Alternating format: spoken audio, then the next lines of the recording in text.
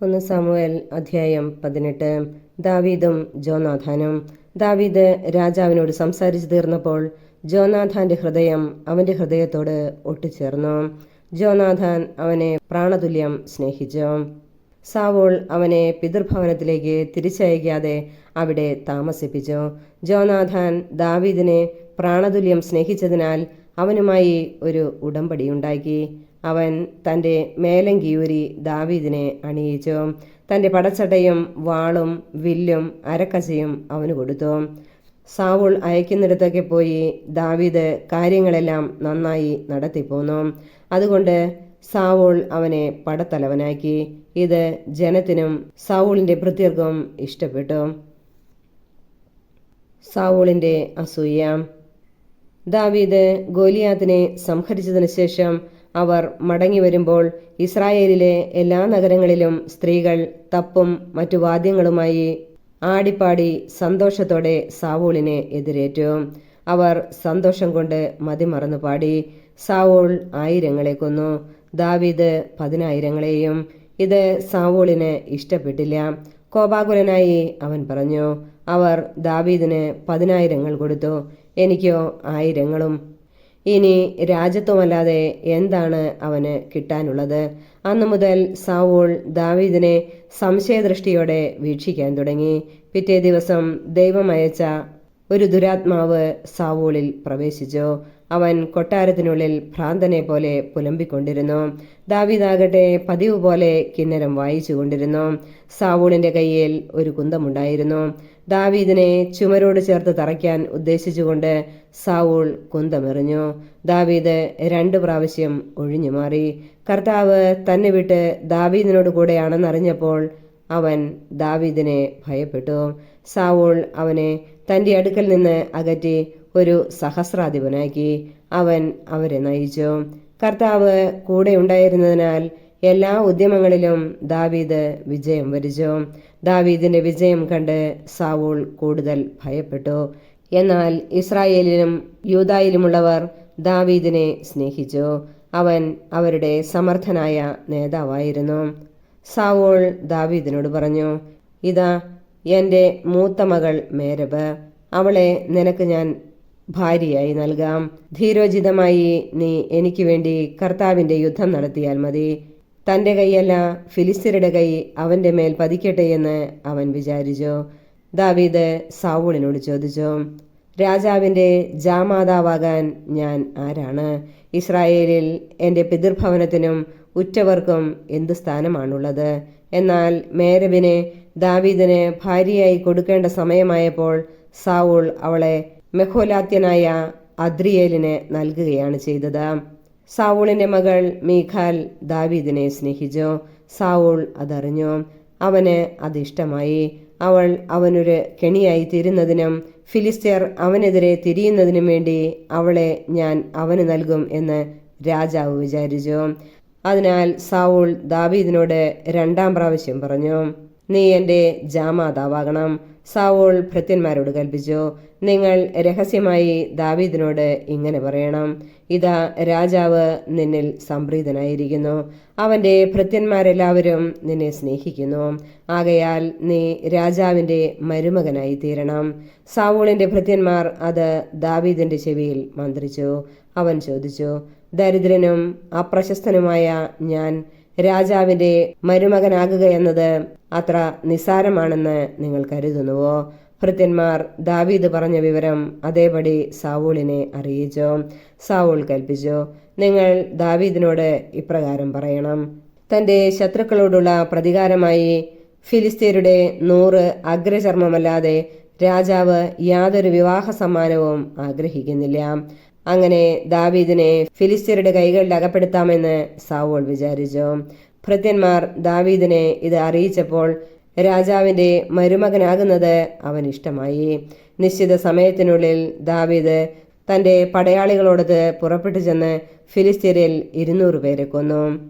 രാജാവിന്റെ മരുമകനാകുന്നതിനു വേണ്ടി അവൻ അവരുടെ അഗ്രചർമ്മം രാജാവിനെ എണ്ണിയേൽപ്പിച്ചു. സാവൂൾ മീഖാലിനെ ദാവീദിന് ഭാര്യയായി കൊടുത്തു. കർത്താവ് ദാവീദിനോടുകൂടെ ആണെന്നും മീഖാൽ അവനെ സ്നേഹിക്കുന്നെന്നും കണ്ടപ്പോൾ സാവൂൾ അവനെ കൂടുതൽ ഭയപ്പെട്ടു. അങ്ങനെ അവൻ ദാവീദിന്റെ നിത്യശത്രുവായി. ഫിലിസ്ത്യ പ്രഭുക്കന്മാർ യുദ്ധത്തിന് വന്നു. അവർ വന്നപ്പോഴൊക്കെ സാവൂളിന്റെ സകല ഭൃത്യന്മാരെയുംകാൾ ദാവീദ് വിജയശ്രീലാളിതനായി. തന്മൂലം അവന്റെ നാമം വിസ്തൃതമായി തീർന്നു. 1 സാമുവേൽ അധ്യായം 19. ദാവീദിനെ വധിക്കാൻ ശ്രമം. ദാവീദിനെ കൊന്നുകളയണമെന്ന് സാവൂൾ ജോനാഥാനോടും ഭൃത്യന്മാരോടും കൽപ്പിച്ചു. എന്നാൽ സാവൂളിന്റെ മകൻ ജോനാഥാൻ ദാവീദിനെ വളരെയധികം സ്നേഹിച്ചിരുന്നു. ജോനാഥാൻ ദാവീദിനോട് പറഞ്ഞു, എന്റെ പിതാവ് സാവൂൾ നിന്നെ കൊല്ലാൻ ശ്രമിക്കുകയാണ്. അതിനാൽ നാളെ രാവിലെ നീ എവിടെയെങ്കിലും പോയി കരുതലോടെ ഒളിച്ചിരിക്കുക. നീ ഒളിച്ചിരിക്കുന്ന വയലിൽ വന്ന് എന്റെ പിതാവിനോട് നിന്നെപ്പറ്റി ഞാൻ സംസാരിക്കും. എന്തെങ്കിലും അറിഞ്ഞാൽ നിന്നോട് പറയാം. ജോനാഥാൻ തന്റെ പിതാവ് സാവൂളിനോട് ദാവീദിനെ പറ്റി നന്നായി സംസാരിച്ചു. അവൻ പറഞ്ഞു, ദാസനായ ദാവീദിനോട് രാജാവ് തിന്മ പ്രവർത്തിക്കരുതേ. അവൻ അങ്ങയോട് തിന്മ പ്രവർത്തിച്ചിട്ടില്ല. അവന്റെ പ്രവർത്തികൾ അങ്ങേക്ക് ഗുണകരമായിരുന്നതേയുള്ളൂ. അവൻ സ്വജീവനെ അവഗണിച്ചു പോലും ഗോലിയാത്തിനെ വധിച്ചു. മഹത്തായ വിജയം കർത്താവ് ഇസ്രായേല്യർക്ക് നൽകി. അത് കണ്ട് അങ്ങ് സന്തോഷിച്ചതാണ്. അകാരണമായി ദാവീദിനെ കൊന്ന് നിഷ്കളങ്ക രക്തം ചൊരിഞ്ഞ് പാപം ചെയ്യുന്നതെന്തിന്? സാവൂൾ ജോനാഥന്റെ വാക്ക് കേട്ടു. ദാവീദിനെ കൊല്ലുകയില്ലെന്ന് കർത്താവിന്റെ നാമത്തിൽ ശപഥം ചെയ്തു. ജോനാഥൻ ദാവീദിനെ വിളിച്ച് ഇതറിയിച്ചു. അവൻ ദാവീദിനെ സാവൂളിന്റെ അടുക്കൽ കൊണ്ടുവന്നു. ദാവീദ് മുൻപത്തെ പോലെ അവനെ സേവിച്ചു. വീണ്ടും യുദ്ധമുണ്ടായി. ദാവീദ് ഫിലിസ്ത്യരോട് പടവെട്ടി വളരെ പേരെ വധിച്ചു. അവർ തോറ്റോടി. കർത്താവ് അയച്ച ദുരാത്മാവ് സാവൂളിന്റെ മേൽ ആവസിച്ചു. അവൻ കയ്യിലൊരു കുന്തവുമായി കൊട്ടാരത്തിലിരിക്കുകയായിരുന്നു. ദാവീദ് കിന്നരം വായിച്ചു കൊണ്ടിരുന്നു.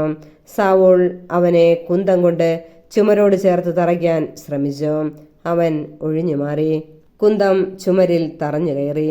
ദാവീദ് ഓടി രക്ഷപ്പെട്ടു. ദാവീദിനെ രാവിലെ കൊല്ലാൻ കാത്തു നിൽക്കേണ്ടതിന് അവന്റെ താമസ സ്ഥലത്തേക്ക് ആ രാത്രിയിൽ സാവൂൾ ഭൃത്യന്മാരെ അയച്ചു. എന്നാൽ അവന്റെ ഭാര്യ മീഖാൽ പറഞ്ഞു, ഈ രാത്രി രക്ഷപ്പെട്ടില്ലെങ്കിൽ നാളെ അങ്ങ് വധിക്കപ്പെടും. ജനൽ വഴി ഇറങ്ങിപ്പോകാൻ മീഖാൽ ദാവീദിനെ സഹായിച്ചു. അങ്ങനെ അവൻ ഓടി രക്ഷപ്പെട്ടു. മീഖാൽ ഒരു ബിംബമെടുത്ത് കട്ടിലിൽ കിടത്തി. തലയ്ക്കൽ ആട്ടിൻ രോമം കൊണ്ടുള്ള തലയണ വെച്ച് തുണി കൊണ്ട് പുതപ്പിച്ചു. സാവൂൾ ദാവീദിനെ പിടിക്കാൻ ദൂതന്മാരെ അയച്ചപ്പോൾ അവൻ സുഖമില്ലാതെ കിടക്കുകയാണെന്ന് അവൾ പറഞ്ഞു. അവനെ കൊല്ലാൻ വേണ്ടി കിടക്കയോടെ തന്റെ അടുക്കൽ കൊണ്ടുവരാൻ സാവൂൾ ദൂതന്മാരെ അയച്ചു. ദൂതന്മാർ അകത്ത് കടന്നപ്പോൾ കട്ടിലിൽ ഒരു ബിംബവും തലയ്ക്കൽ ആട്ടിൻ രോമം കൊണ്ട് ഒരു തലയണയുമാണ് കണ്ടത്. സാവൂൾ മീഖാലിനോട് ചോദിച്ചു, എന്റെ ശത്രു ഓടി രക്ഷപ്പെടാൻ അനുവദിച്ചുകൊണ്ട് നീ എന്തിനാണ് എന്നെ ഇങ്ങനെ വഞ്ചിച്ചത്? മീഖാൽ സാവൂളിനോട് പ്രതിവചിച്ചു, നിന്നെ ഞാൻ കൊല്ലാതിരിക്കണമെങ്കിൽ എന്നെ വിട്ടയക്കുക എന്ന് അവൻ എന്നോട് പറഞ്ഞു. ദാവീദ് ഓടി രക്ഷപ്പെട്ടു. അവൻ റാമായിൽ സാമുവേലിന്റെ അടുക്കലെത്തി. സാവൂൾ തന്നോട് പ്രവർത്തിച്ചതെല്ലാം അവനോട് പറഞ്ഞു. ദാവീദും സാമുവേലും നായോത്തിൽ ചെന്ന് പാർത്തു. ദാവീദ് റാമായിലെ നായോത്തിലുണ്ടെന്ന് സാവൂളിന് അറിവ് കിട്ടി. ദാവീദിനെ പിടിക്കാൻ അവൻ ദൂതന്മാരെ അയച്ചു. ഒരു സംഘം പ്രവാചകന്മാർ പ്രവചിക്കുന്നതും സാമുവേൽ അവരുടെ നേതാവായി ഇരിക്കുന്നതും സാവൂളിന്റെ ഭൃത്യന്മാർ കണ്ടപ്പോൾ അവരുടെ മേലും കർത്താവിന്റെ ആത്മാവ് ആവസിക്കുകയും അവർ പ്രവചിക്കുകയും ചെയ്തു. സാവൂൾ ഇതറിഞ്ഞപ്പോൾ വേറെ ദൂതന്മാരെ അയച്ചു. അവരും പ്രവചിക്കാൻ തുടങ്ങി. മൂന്നാമതും അവൻ ദൂതന്മാരെ അയച്ചു. അവരും പ്രവചിച്ചു. അവസാനം സാവൂൾ നേരിട്ട് റാമായിലേക്ക് പുറപ്പെട്ടു. സെക്കുയിലുള്ള വലിയ കിണറ്റിൻകരയിലെത്തി സാമുവേലും ദാവീദും എവിടെയെന്ന് അന്വേഷിച്ചു. അവർ റാമായിലുള്ള നായോത്തിലുണ്ടെന്ന് ഒരാൾ പറഞ്ഞു. അവൻ അങ്ങോട്ട് പോയി. കർത്താവിന്റെ ആത്മാവ് അവന്റെ മേലും ആവസിച്ചു. റാമായിലെ നായോത്തിൽ എത്തുന്നതുവരെ അവൻ പ്രവചിച്ചു കൊണ്ടിരുന്നു. അവനും പ്രവചിച്ചുകൊണ്ട് സാമുവേലിന്റെ മുൻപാകെ ആ രാത്രിയും പകലും വിവസ്ത്രനായി കിടന്നു. സാവൂളും പ്രവാചകനോ എന്ന പഴമൊഴിക്ക് ഇത് കാരണമായി. 1 സാമുവേൽ അധ്യായം 20. ജോനാഥാൻ സഹായിക്കുന്നു. ദാവീദ് റാമായിലെ നായോത്തിൽ നിന്ന് ഓടി ജോനാഥാന്റെ അടുത്തെത്തി ചോദിച്ചു, ഞാൻ എന്തു ചെയ്തു? എന്താണ് എൻ്റെ കുറ്റം? എന്നെ കൊല്ലാൻ മാത്രം എന്തു പാപമാണ് നിന്റെ പിതാവിനെതിരെ ഞാൻ ചെയ്തത്? ജോനാഥാൻ പറഞ്ഞു, അങ്ങനെ സംഭവിക്കാതിരിക്കട്ടെ. നീ മരിക്കുകയില്ല. എന്നെ അറിയിക്കാതെ ഒരു കാര്യവും ചെറുതായാലും വലുതായാലും എൻ്റെ പിതാവ് ചെയ്യുകയില്ല. പിന്നെ എന്തിന് പിതാവ് ഇക്കാര്യം എന്നിൽ നിന്ന് മറച്ചു വയ്ക്കുന്നു? അങ്ങനെ സംഭവിക്കുകയില്ല. ദാവീദ് പറഞ്ഞു, നിനക്ക് എന്നോട് ഇഷ്ടമാണെന്ന് നിന്റെ പിതാവിന് നന്നായി അറിയാം. അതിനാൽ നീ ദുഃഖിക്കാതിരിക്കാൻ ഇക്കാര്യം അറിയേണ്ടെന്ന് അവൻ വിചാരിച്ചു കാണും. നീയാണ് ജീവനുള്ള കർത്താവാണ്. ഞാൻ പറയുന്നു, ഞാനും മരണവും തമ്മിൽ ഒരടി അകലമേയുള്ളൂ. ജോനാഥാൻ അവനോട് പറഞ്ഞു, നീ ആവശ്യപ്പെടുന്നതെന്തും നിനക്ക് വേണ്ടി ഞാൻ ചെയ്യാം. ദാവീദ് പറഞ്ഞു, നാളെ അമാവാസിയാണ്. പതിവനുസരിച്ച് ഞാൻ രാജാവിനോടൊത്ത് ഭക്ഷണത്തിനിരിക്കേണ്ടതാണ്. പക്ഷേ 3-ാം നാൾ വൈകുന്നേരം വരെ വയലിൽ ഒളിച്ചിരിക്കാൻ എന്നെ അനുവദിക്കണം. നിന്റെ പിതാവ് എന്നെ തിരക്കിയാൽ ദാവീദ് തന്റെ കുടുംബം മുഴുവനും ചേർന്നുള്ള വാർഷിക ബലിക്ക് ബെത്ലഹേമിൽ പോകാൻ അനുമതിക്കായി കേണപേക്ഷിച്ചുവെന്ന് പറയണം. അവൻ അത് കേട്ട് തൃപ്തനായാൽ ഈ ദാസന്റെ ഭാഗ്യം, കുപിതനായാൽ എന്നോട് തിന്മ ചെയ്യാൻ ഉറച്ചിരിക്കുന്നുവെന്ന് മനസ്സിലാക്കാം. ആകയാൽ ഈ ദാസനോട് കരുണ കാണിക്കണം. നമ്മൾ തമ്മിൽ കർത്താവിന്റെ നാമത്തിൽ ഒരു ഉടമ്പടി ഉണ്ടാക്കിയിട്ടുണ്ടല്ലോ. ഞാൻ കുറ്റക്കാരനാണെങ്കിൽ നീ തന്നെ എന്നെ കൊല്ലുക. എന്തിനാണ് നിന്റെ പിതാവിന്റെ അടുക്കലേക്ക് എന്നെ കൊണ്ടുപോകുന്നത്? ജോനാഥാൻ പറഞ്ഞു, അത് സംഭവിക്കാതിരിക്കട്ടെ. എന്റെ പിതാവ് നിന്നെ ദ്രോഹിക്കാൻ തീരുമാനിച്ചിട്ടുണ്ടെന്ന് അറിഞ്ഞാൽ ഞാൻ നിന്നോട് പറയാതിരിക്കുമോ? അപ്പോൾ ദാവീദ് ജോനാഥാനോട് ചോദിച്ചു, നിന്റെ പിതാവ് പരുഷമായിട്ടാണ് സംസാരിക്കുന്നതെങ്കിൽ അക്കാര്യം ആരെന്നെ അറിയിക്കും? വരിക, നമുക്ക് വയലിലേക്ക് പോകാമെന്ന് ജോനാഥാൻ പറഞ്ഞു. അവരിരുവരും പോയി. ജോനാഥാൻ ദാവീദിനോട് പറഞ്ഞു, ഇസ്രായേലിന്റെ ദൈവമായ കർത്താവാണ്. നാളെയോ മറ്റന്നാളോ ഈ സമയത്ത് ഞാൻ എൻ്റെ പിതാവിനോട് ചോദിക്കുകയും അവൻ നിനക്ക് അനുകൂലമാണെന്ന് കണ്ടാൽ ഞാൻ വിവരമറിയിക്കുകയും ചെയ്യും. നിന്നെ ദ്രോഹിക്കാനാണ് എൻ്റെ പിതാവിൻ്റെ തീരുമാനമെങ്കിൽ അതറിയിച്ച് നിന്നെ ഞാൻ സുരക്ഷിതനായി പറഞ്ഞയക്കും. അല്ലെങ്കിൽ കർത്താവ് എന്നെ ശിക്ഷിക്കട്ടെ. കർത്താവ് എൻ്റെ പിതാവിനോടുകൂടെ ആയിരുന്നതുപോലെ നിന്നോടുകൂടെയും ആയിരിക്കട്ടെ. ഞാൻ ജീവിച്ചിരുന്നാൽ കർത്താവിൻ്റെ നാമത്തിൽ എന്നോട് കാരുണ്യം കാണിക്കണം. മരിച്ചാൽ എൻ്റെ കുടുംബത്തോട് നിനക്കുള്ള കൂറ് ഒരിക്കലും നഷ്ടപ്പെടുത്തരുത്. കർത്താവ് ദാവീദിന്റെ ശത്രുക്കളെയെല്ലാം ഭൂമുഖത്ത് നിന്ന് ഉന്മൂലനം ചെയ്യുമ്പോൾ ജോനാഥാന്റെ നാമം ദാവീദിന്റെ കുടുംബത്തിൽ നിന്ന് വിച്ഛേദിക്കരുതേ. നിന്റെ ശത്രുക്കളോട് കർത്താവ് പകരം ചോദിക്കട്ടെ. ദാവീദിന് തന്നോടുള്ള സ്നേഹത്തിന്റെ പേരിൽ ജോനാഥാൻ അവനെ കൊണ്ട് സത്യം ചെയ്യിച്ചു. അവൻ ദാവീദിനെ പ്രാണന് തുല്യം സ്നേഹിച്ചിരുന്നു. ജോനാഥാൻ അവനോട് പറഞ്ഞു, നാളെ അമാവാസിയാണ്. ശൂന്യമായ നിന്റെ ഇരിപ്പിടം നിന്റെ അഭാവം അറിയിക്കും. മറ്റന്നാൾ നിന്റെ അസാന്നിധ്യം കൂടുതൽ ശ്രദ്ധിക്കപ്പെടും. അന്ന് നീ ഒളിച്ചിരുന്ന സ്ഥലത്ത് കൽക്കൂമ്പാരത്തിന് സമീപം മറഞ്ഞിരിക്കണം. അതിന്റെ ഒരു വശത്തേക്ക് 3 അമ്പ് ഉന്നം നോക്കി ഞാൻ എയ്യും. പോയി അമ്പ് എടുത്തുകൊണ്ടുവരിക എന്ന് പറഞ്ഞ് ഒരു കുട്ടിയെ ഞാൻ അങ്ങോട്ടയക്കും. അമ്പ് നിന്റെ ഇപ്പുറത്താണ്, എടുത്തുകൊണ്ടുവരിക എന്ന് പറഞ്ഞ് കുട്ടിയെ അയച്ചാൽ നിനക്ക് എഴുന്നേറ്റ് വരാം. നീ സുരക്ഷിതനാണ്. അപകടം ഉണ്ടാവുകയില്ലെന്ന് കർത്താവിന്റെ നാമത്തിൽ ഞാൻ സത്യം ചെയ്യുന്നു. അമ്പ് നിനക്ക് അപ്പുറത്താണെന്ന് പറഞ്ഞ് കുട്ടിയെ അയച്ചാൽ നീ പൊയ്ക്കൊള്ളണം. കർത്താവ് നിന്നെ അകലത്തേക്ക് അയക്കുകയാണ്. നാം തമ്മിൽ ഈ പറഞ്ഞതിന് കർത്താവ് എന്നും സാക്ഷിയായിരിക്കട്ടെ. ദാവീദ് വയലിൽ പോയി ഒളിച്ചിരുന്നു. അമാവാസിയായി. രാജാവ് ഭക്ഷണത്തിനിരുന്നു. രാജാവ് പതിവ് പോലെ ഭിത്തിയോട് ചേർന്നുള്ള തന്റെ ഇരിപ്പിടത്തിലിരുന്നു. ജോനാഥാൻ എതിർവശത്തും അബ്നേർ സാവൂളിന്റെ സമീപത്തും. ദാവീദിന്റെ ഇരിപ്പിടമാകട്ടെ ഒഴിഞ്ഞുകിടന്നു. സാവൂൾ അന്ന് ഒന്നും പറഞ്ഞില്ല. ദാവീദിന് എന്തോ സംഭവിച്ചിരിക്കണം. ഒരുപക്ഷെ അവൻ അശുദ്ധനാണ്. തീർച്ചയായും അങ്ങനെ തന്നെ എന്ന് അവൻ കരുതി. അമാവാസിയുടെ പിറ്റേ ദിവസവും ദാവീദിന്റെ ഇരിപ്പിടം ഒഴിഞ്ഞുകിടന്നു. സാവൂൾ പുത്രനായ ജോനാഥാനോട് ചോദിച്ചു, ജസ്സയുടെ മകൻ ഇന്നലെയും ഇന്നും ഭക്ഷണത്തിന് വരാത്തതെന്താണ്? ജോനാഥാൻ പറഞ്ഞു, ബെത്ലഹേമിലേക്ക് പോകാൻ അവൻ എന്നോട് അനുവാദം ചോദിച്ചിരുന്നു. ഞങ്ങളുടെ ഭവനം നഗരത്തിൽ ബലിയർപ്പിക്കുന്നതിനാൽ ഞാൻ അവിടെ ഉണ്ടായിരിക്കണമെന്ന് എന്റെ സഹോദരൻ ആവശ്യപ്പെട്ടിട്ടുണ്ട്. ഞാൻ പോയിക്കൊള്ളട്ടെ. എന്നോട് ദയയുണ്ടെങ്കിൽ എന്റെ സഹോദരന്മാരെ പോയി കാണാൻ അനുവദിക്കണം എന്ന് അവൻ അപേക്ഷിച്ചു. അതുകൊണ്ടാണ് രാജാവിന്റെ വിരുന്നിന് അവൻ വരാതിരുന്നത്. അപ്പോൾ സാവൂളിന്റെ കോപം ജോനാഥാനെതിരെ ജ്വലിച്ചു. ദുർവൃത്തയും ദുശാഠ്യകാരിയുമായവളുടെ പുത്ര, നീ ജസ്സയുടെ പുത്രന്റെ പക്ഷം ചേർന്ന് നിന്റെയും നിന്റെ അമ്മയുടെയും നാണം കെടുത്തുകയാണെന്ന് എനിക്കറിയാം. അവൻ ജീവിച്ചിരിക്കുന്നിടത്തോളം കാലം നിനക്ക് രാജാവാകാനോ രാജത്വം സ്ഥാപിക്കാനോ സാധിക്കുകയില്ല.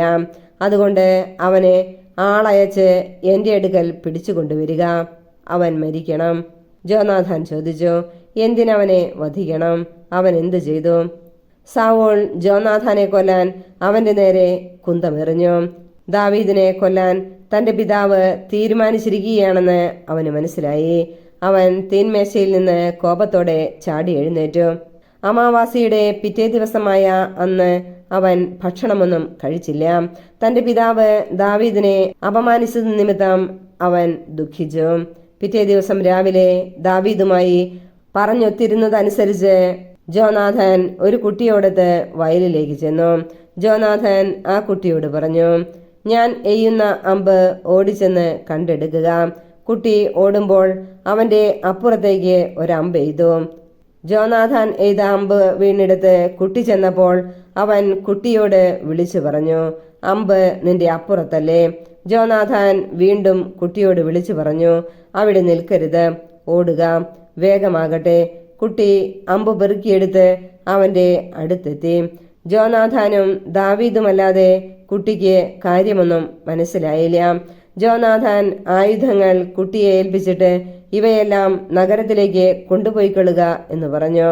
കുട്ടി പോയ ഉടനെ ദാവീദ് കൽക്കൂനയ്ക്ക് അടുത്ത് നിന്ന് എഴുന്നേറ്റ് 3 പ്രാവശ്യം നിലത്തു കുമ്പിട്ടു. ജോനാഥാനും ദാവീദും പരസ്പരം ചുംബിച്ചു. ദാവീദിന് പരിസരബോധം വരുന്നതുവരെ അവർ കരഞ്ഞു. ജോനാഥാൻ അവനോട് പറഞ്ഞു, സമാധാനത്തോടെ പോവുക. കർത്താവ് എനിക്കും നിനക്കും എന്റെ സന്തതികൾക്കും നിന്റെ സന്തതികൾക്കും മധ്യേ എന്നും സാക്ഷിയായിരിക്കട്ടെ എന്ന് നമ്മൾ കർത്താവിന്റെ നാമത്തിൽ സത്യം ചെയ്തിട്ടുണ്ടല്ലോ. ദാവീദ് യാത്രയായി. ജോനാഥാൻ നഗരത്തിലേക്കും മടങ്ങി. 1 സാമുവേൽ അധ്യായം 21. ദാവീദ് ഒളിച്ചോടുന്നു. ദാവീദ് നോബിൽ പുരോഹിതനായ അഹിമലേക്കിന്റെ അടുക്കൽ എത്തിച്ചേർന്നു. അഹിമലേക്ക് സംഭ്രമത്തോടെ ദാവീദിനെ എതിരേറ്റുകൊണ്ട് ചോദിച്ചു, നീ എന്താണ് തനിച്ച്? കൂടെ ആരുമില്ലേ? ദാവീദ് പറഞ്ഞു, രാജാവ് ഒരു കാര്യം എന്നെ ഏൽപ്പിച്ചിരിക്കുന്നു. ഞാൻ നിന്നെ ഏൽപ്പിച്ചയക്കുന്ന കാര്യം ആരും അറിയരുതെന്ന് എന്നോട് കൽപ്പിച്ചിട്ടുമുണ്ട്. എന്റെ ഭൃത്യന്മാരോട് ഇന്ന സ്ഥലത്ത് വരണമെന്ന് ഞാൻ ഏർപ്പാട് ചെയ്തിട്ടുണ്ട്. ആകയാൽ അങ്ങയുടെ കൈവശം എന്തുണ്ട്? എനിക്ക് 5 അപ്പം തരിക, അല്ലെങ്കിൽ ഉള്ളതാകട്ടെ. പുരോഹിതൻ ദാവീദിനോട് പറഞ്ഞു, വിശുദ്ധയപ്പമല്ലാതെ സാധാരണയപ്പം എന്റെ കൈവശമില്ല. നിന്റെ ഭൃത്യന്മാർ സ്ത്രീകളിൽ നിന്ന് അകന്നു നിന്നവരാണെങ്കിൽ മാത്രമേ തരികയുള്ളൂ. ദാവീദ് പറഞ്ഞു, സത്യമായി ഞാൻ യാത്ര പോകുമ്പോഴൊക്കെ ഞങ്ങൾ സ്ത്രീകളിൽ നിന്ന് അകന്നിരിക്കും. സാധാരണ യാത്രയിൽ പോലും എന്റെ ഭൃത്യന്മാരുടെ പാത്രങ്ങൾ ശുദ്ധിയുള്ളവയായിരിക്കും. അതിലെത്രയോ അധികമായി ഇന്ന്. പുരോഹിതൻ അവന് വിശുദ്ധയപ്പം കൊടുത്തു. പുതിയത് പകരം വയ്ക്കാൻ കർത്താവിന്റെ സന്നിധിയിൽ നിന്ന് എടുത്തുമാറ്റിയ തിരുസാന്നിധ്യയപ്പമല്ലാതെ അവിടെ വേറെയില്ലായിരുന്നു. സാവൂളിന്റെ ഭൃത്യന്മാരിൽ ഒരാൾ അന്ന് അവിടെ കർത്താവിന്റെ സന്നിധിയിൽ ഉണ്ടായിരുന്നു. സാവൂളിന്റെ ഇടയ പ്രമാണിയും ഏദോമ്യനുമായ ദോയഗ് ആയിരുന്നു അത്. ദാവീദ് അഹിമലേക്കിനോട് ചോദിച്ചു, അങ്ങയുടെ കൈവശം കുന്തമോ വാളോ ഉണ്ടോ? രാജാവ് കൽപ്പിച്ച കാര്യം നിർവഹിക്കാനുള്ള തിടുക്കത്തിൽ ഞാൻ വാളോ മറ്റായുധങ്ങളോ എടുക്കാൻ വിട്ടുപോയി. പുരോഹിതൻ പറഞ്ഞു, ഏലാ താഴ്വരയിൽ വെച്ച് നീ കൊന്ന ഫിലിസ്തീനായ ഗോലിയാത്തിന്റെ വാൾ ഏഫോദിന്റെ പുറകിൽ ഒരു ശീലയിൽ പൊതിഞ്ഞു വെച്ചിട്ടുണ്ട്. അത് വേണമെങ്കിൽ എടുക്കാം, അല്ലാതെ വേറൊന്നും ഇവിടെയില്ല. ദാവീദ് പറഞ്ഞു, അതിന് തുല്യം മറ്റൊന്നില്ല, അതെനിക്ക് തരിക. സാവൂളിന്റെ മുമ്പിൽ നിന്നോടി ദാവീദ് അന്ന് തന്നെ ഗത്ത് രാജാവായ അക്കീഷിന്റെ അടുത്തെത്തി. അക്കീഷിന്റെ ഭൃത്യന്മാർ അവനോട് പറഞ്ഞു, ഈ ദാവീദ് ആ നാട്ടിലെ രാജാവല്ലേ? സാവൂൾ 1000 കൊന്നു, ദാവീദോ 10,000 എന്ന് ഇവനെക്കുറിച്ചല്ലേ അവർ പാടി നൃത്തം ചെയ്തത്. ദാവീദ് ഇതിന്റെ പൊരുൾ ഗ്രഹിച്ചപ്പോൾ ഗത്തിലെ രാജാവായ അക്കീഷിനെ വളരെയധികം ഭയപ്പെട്ടു. അവരുടെ മുൻപിൽ അവൻ ഭാവം മാറ്റി ബുദ്ധിഭ്രമം നടിച്ച് വാതിലിന്റെ കതകുകളിൽ കുത്തിവരയ്ക്കുകയും താടിയിലൂടെ തുപ്പലൊലിപ്പിക്കുകയും ചെയ്തുകൊണ്ടിരുന്നു. അക്കീഷ് ഭൃത്യന്മാരോട് ചോദിച്ചു, ഇവൻ ഭ്രാന്തനാണെന്ന് നിങ്ങൾ കാണുന്നില്ലേ? അവനെ എന്തിന് എന്റെ അടുക്കൽ കൊണ്ടുവന്നു? എന്റെ മുൻപിൽ ഭ്രാന്ത് കളിപ്പിക്കാൻ ഇവനെ കൊണ്ടുവരാൻ എനിക്കിവിടെ ഭ്രാന്തന്മാർ കുറവാണോ? എന്റെ കൊട്ടാരത്തിലാണോ ഇവൻ വരേണ്ടത്? 1 സാമുവേൽ അധ്യായം 22. ദാവീദ് അവിടെ നിന്ന് ഓടി രക്ഷപ്പെട്ട് അദുല്ലാം ഗുഹയിലെത്തി. അവന്റെ സഹോദരന്മാരും കുടുംബം മുഴുവനും ഇതറിഞ്ഞ് അവിടെ ചെന്നു. പീഡിതർ, കടമുള്ളവർ, അസന്തുഷ്ടർ എന്നിങ്ങനെ പലരും അവന്റെ ചുറ്റും കൂടി. അവൻ അവരുടെയെല്ലാം തലവനായി. 400ഓളം പേർ അവനോടുകൂടെ അവിടെ ഉണ്ടായിരുന്നു. ദാവീദ് അവിടെ നിന്ന് മോവാബിലുള്ള മിസ്പയിൽ എത്തി. മോവാബ് രാജാവിനോട് അപേക്ഷിച്ചു, ദൈവം എനിക്ക് വേണ്ടി എന്താണ് ചെയ്യാൻ പോകുന്നതെന്ന് അറിയുന്നതുവരെ എന്റെ മാതാപിതാക്കന്മാർ അങ്ങയോടുകൂടെ താമസിക്കാൻ അനുവദിക്കണമേ. അവരെ അവൻ മോവാബ് രാജാവിന്റെ അടുത്താക്കി. ദാവീദ് രക്ഷാസങ്കേതത്തിലായിരുന്ന കാലമത്രയും അവർ അവിടെ താമസിച്ചു. പ്രവാചകനായ ഗാദ് ദാവീദിനോട് പറഞ്ഞു, സങ്കേതത്തിൽ ഒളിച്ചിരുന്നത് മതി, യൂദാദേശത്തേക്ക് പോവുക. അതനുസരിച്ച് ദാവീദ് ഹേരത്ത് വനത്തിലേക്ക് പോയി പുരോഹിതന്മാരെ വധിക്കുന്നു. ദാവീദിനെയും കൂട്ടാളികളെയും കണ്ടെത്തിയെന്ന് സാവൂൾ അറിഞ്ഞു. അവൻ കുന്തവുമായി ഗിബയായിലെ കുന്നിൻമുകളിലുള്ള പിചുല മരത്തിന്റെ ചുവട്ടിലിരിക്കുകയായിരുന്നു. ഭൃത്യന്മാർ ചുറ്റും നിന്നിരുന്നു. സാവൂൾ ചുറ്റും നിന്നിരുന്ന ഭൃത്യന്മാരോട് പറഞ്ഞു, ബെഞ്ചമിൻ ഗോത്രജരെ കേൾക്കുവിൻ. ജസ്സയുടെ മകൻ നിങ്ങൾക്ക് നിലങ്ങളും മുന്തിരിത്തോട്ടങ്ങളും തരുമോ? നിങ്ങളെ സഹസ്രാധിപന്മാരും ശതാധിപന്മാരുമാക്കുമോ? നിങ്ങൾ എനിക്കെതിരെ ഗൂഢാലോചന നടത്തിയില്ലേ? ജസ്സയുടെ മകനുമായി എന്റെ പുത്രൻ സഖ്യമുണ്ടാക്കിയപ്പോൾ ആരും എന്നോട് പറഞ്ഞില്ല. അവൻ എന്റെ ദാസനായ ദാവീദിനെ എനിക്കെതിരായി തിരിച്ചുവിടുകയും പതിയിരിക്കാൻ പ്രേരിപ്പിക്കുകയും ചെയ്തിട്ട് നിങ്ങളിൽ ഒരുവൻ പോലും എന്നോട് പറയുകയോ എന്നോട് സഹതപിക്കുകയോ ചെയ്തില്ല. അപ്പോൾ സാവൂളിന്റെ ഭൃത്യന്മാരുടെ അടുത്ത് നിന്നിരുന്ന ഏദോമ്യനായ ദോയേഗ് പറഞ്ഞു, ജസ്സയുടെ മകനെ ഞാൻ കണ്ടു. നോബിൽ വച്ച് അഹിത്തൂബിന്റെ പുത്രൻ അഹീമലേക്കിന്റെ അടുക്കലേക്ക് അവൻ വരികയായിരുന്നു. അഹീമലേക്ക് അവന് വേണ്ടി കർത്താവിനോട് പ്രാർത്ഥിച്ചു. അവന് ഭക്ഷണവും ഫിലിസ്ത്യനായ ഗോലിയാത്തിന്റെ വാളും കൊടുത്തു. രാജാവ് അഹിത്തൂബിന്റെ മകനും പുരോഹിതനുമായ അഹിമലേക്കിനെയും അവന്റെ പിതൃഭവനത്തിലുള്ള എല്ലാവരെയും നോബിലുള്ള എല്ലാ പുരോഹിതന്മാരെയും ആളയച്ചു വരുത്തി. സാവൂൾ പറഞ്ഞു, അഹിത്തൂബിന്റെ പുത്ര കേൾക്കുക. പ്രഭോ സംസാരിച്ചാലും. അവൻ പ്രതിവചിച്ചു. സാവൂൾ ചോദിച്ചു, നീയും ജസ്സയുടെ മകനും കൂടി എനിക്കെതിരായി എന്തിന് ഗൂഢാലോചന നടത്തി? നീ അവന് അപ്പവും വാളും കൊടുക്കുകയും അവനു വേണ്ടി കർത്താവിന്റെ ഹിതം ആരായുകയും ചെയ്തില്ലേ? അതുകൊണ്ടല്ലേ അവൻ ഇന്നും എനിക്കെതിരായി പ്രവർത്തിക്കുന്നത്? അഹീമലേക്ക് പറഞ്ഞു, അങ്ങയുടെ സേവകന്മാരിൽ ദാവീദിനോളം വിശ്വസ്തനായി വേറെ ആരുണ്ട്? അവൻ അങ്ങയുടെ മരുമകനും അംഗരക്ഷകരുടെ അധിപനും അങ്ങയുടെ ഭവനത്തിൽ ആദരിക്കപ്പെടുന്നവനുമല്ലേ? അവനു വേണ്ടി ദൈവത്തോട് ആരായുന്നത് ആദ്യമല്ല. രാജാവ് ഈ ദാസന്റെയോ പിതൃഭവനത്തിന്റെയോ മേൽ കുറ്റം ആരോപിക്കരുതേ. ഈ ദാസൻ ഇതൊന്നും അറിഞ്ഞിരുന്നില്ല. രാജാവ് പറഞ്ഞു, അഹിമലേക്ക്, നീയും നിന്റെ കുടുംബവും മരിക്കണം. രാജാവ് അടുത്തുനിന്ന അംഗരക്ഷകനോട് ആജ്ഞാപിച്ചു, കർത്താവിന്റെ ആ പുരോഹിതന്മാരെ കൊന്നുകളയുക. അവരും ദാവീദിനോട് ചേർന്നിരിക്കുന്നു. അവൻ ഒളിച്ചോടിയത് അറിഞ്ഞിട്ടും എന്നെ അറിയിച്ചില്ല. എന്നാൽ കർത്താവിന്റെ പുരോഹിതന്മാരുടെ മേൽ കൈവയ്ക്കാൻ രാജഭൃത്യന്മാർ തയ്യാറായില്ല. അപ്പോൾ രാജാവ് ദോയഗിനോട് കൽപ്പിച്ചു, നീ ആ പുരോഹിതന്മാരെ കൊല്ലുക. ഏദോമ്യനായ ദോയഗ് അത് ചെയ്തു. ചണനൂൽ കൊണ്ടുള്ള ഏഫോദ് ധരിച്ച 85 പേരെ അന്ന് അവൻ വധിച്ചു. ആ പുരോഹിതന്മാരുടെ നഗരമായ നോബ് അവൻ നശിപ്പിച്ചു.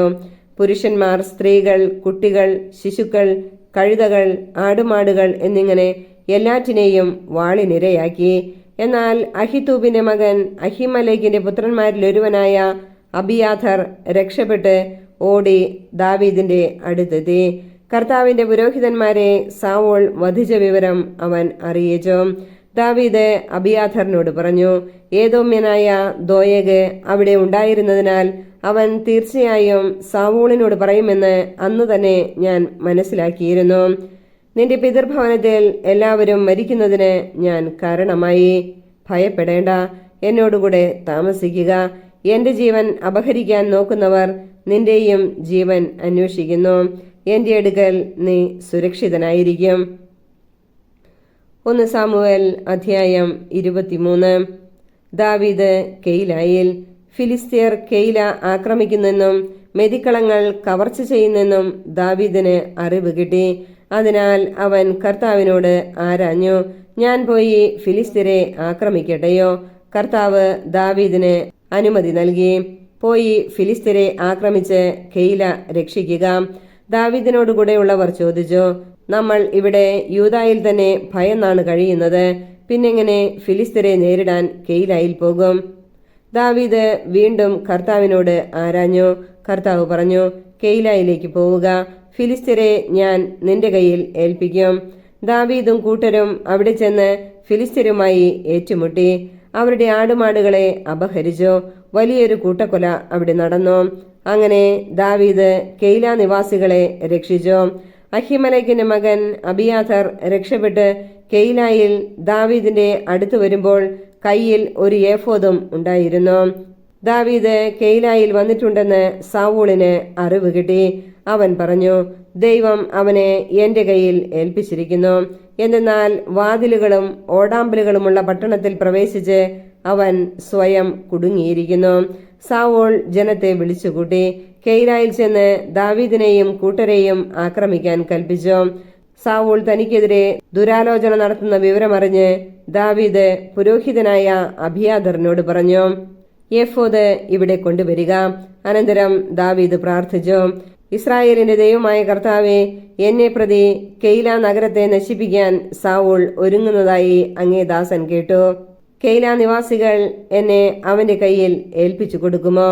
അങ്ങയുടെ ദാസൻ കേട്ടതുപോലെ സാവൂൾ ഇങ്ങോട്ട് വരുമോ? ഇസ്രായേലിന്റെ ദൈവമായ കർത്താവെ, അങ്ങയുടെ ദാസന് ഉത്തരമരുളണമേ. അവൻ വരുമെന്ന് കർത്താവ് അറിയിച്ചു. ദാവീദ് ചോദിച്ചു, കെയിലാക്കാർ എന്നെയും എന്റെ ആൾക്കാരെയും സാവൂളിന്റെ കയ്യിൽ ഏൽപ്പിച്ചു കൊടുക്കുമോ? കർത്താവ് പറഞ്ഞു, അവർ നിന്നെ ഏൽപ്പിച്ചു കൊടുക്കും. ഉടനെ ദാവീദും 600ഓളം വരുന്ന അവന്റെ ആൾക്കാരും കെയിലായിൽ നിന്ന് പുറത്തു കടന്ന് എങ്ങോട്ടെന്നില്ലാതെ യാത്രയായി. കെയിലായിൽ നിന്ന് അവൻ രക്ഷപ്പെട്ടു എന്ന് അറിഞ്ഞപ്പോൾ സാവൂൾ യാത്ര നിർത്തിവച്ചു. ദാവീദ് സിഫിൽ. ദാവീദ് സിഫ് മരുഭൂമിയിലെ കുന്നുകളിൽ ഒളിസ്ഥലങ്ങളിൽ താമസിച്ചു. സാവൂൾ ദിനംതോറും അവനെ അന്വേഷിച്ചു കൊണ്ടിരുന്നു. എന്നാൽ ദൈവം അവനെ സാവൂളിന്റെ കയ്യിൽ ഏൽപ്പിച്ചില്ല. തന്റെ ജീവനെ തേടിയാണ് സാവൂൾ സഞ്ചരിക്കുന്നതെന്ന് അറിഞ്ഞപ്പോൾ ദാവീദ് ഭയപ്പെട്ടു. അവൻ സിഫ് മരുഭൂമിയിലെ ഹോറഷിലായിരുന്നു. സാവൂളിന്റെ മകൻ ജോനാഥൻ ഹോറഷിൽ എത്തി ദാവീദിനെ ദൈവനാമത്തിൽ ധൈര്യപ്പെടുത്തി. അവൻ പറഞ്ഞു, ഭയപ്പെടേണ്ട, എന്റെ പിതാവ് സാവൂളിന് നിന്നെ പിടികിട്ടുകയില്ല.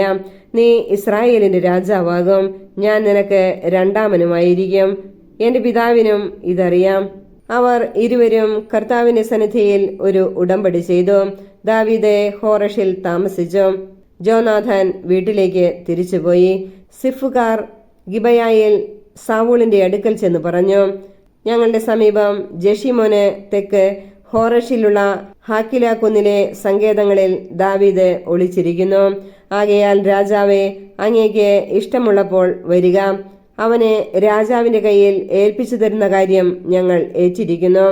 സാവൂൾ പറഞ്ഞു, കർത്താവ് നിങ്ങളെ അനുഗ്രഹിക്കട്ടെ. നിങ്ങൾക്ക് എന്നോട് ദയ തോന്നിയല്ലോ. നിങ്ങൾ പോയി സൂക്ഷ്മമായി അന്വേഷിക്കുവേൻ. അവന്റെ ഒളിസ്ഥലം എവിടെയെന്നും ആരെല്ലാം അവനെ കണ്ടിട്ടുണ്ടെന്നും മനസ്സിലാക്കുവേൻ. അവൻ വലിയ തന്ത്രശാലിയാണെന്നാണ് ഞാൻ കേട്ടിരിക്കുന്നത്. ആകയാൽ അവന്റെ ഒളിസ്ഥലങ്ങളെല്ലാം കണ്ടുപിടിച്ചതിനു ശേഷം തിരികെ വന്ന് സൂക്ഷ്മ വിവരം എന്നെ അറിയിക്കുവിൻ. അപ്പോൾ ഞാൻ നിങ്ങളോടുകൂടെ പോരാം. അവൻ നാട്ടിലെവിടെയെങ്കിലും ഉണ്ടെങ്കിൽ യൂദായിലെ ആയിരങ്ങളിൽ നിന്ന് അവനെ ഞാൻ തേടിപ്പിടിക്കും.